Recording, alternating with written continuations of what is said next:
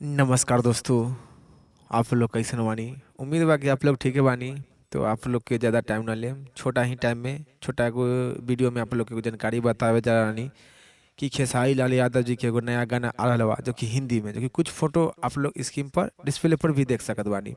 जो कि हिंदी गाना के वीडियो के शूटिंग के फोटो के दौरान बा, जो कि यादव राज जी गाना लिखले बानी और जो कि शेयर कर ले बानी और लाइव के माध्यम से बतले बानी कि खेसारी लाल यादव जी के बहुत ही जल्द 2 से 3 दिन के अंदर में आप लोग के नया गाना खेसारी लाल यादव जी के पोस्टर और एल्बम नाम आप लोग के देखे के मिल जाए। यादव राज जी लिखले बानी गाना के और खेसारी लाल यादव जी गाना गले बानी, जो कि लड़की सिंगर गले वाले का नाम अभी खुलासा नहीं किया गया है। जैसे नाम खुलासा किया जाएगा तो आप लोग के बीच में रिपोर्ट लेकर हाजिर रहे हो 2 से 3 दिन के अंदर में, जो कि गाना के पोस्टर और चल है आप लोग के बीच में। तो आप लोग किसी जानकारी के बारे में बतावे के रहे छोटा ही टाइम में, तो आप लोग की जानकारी के बारे में का राय बा, का विचार बा, आप लोग नीचे कमेंट बॉक्स में बताएं।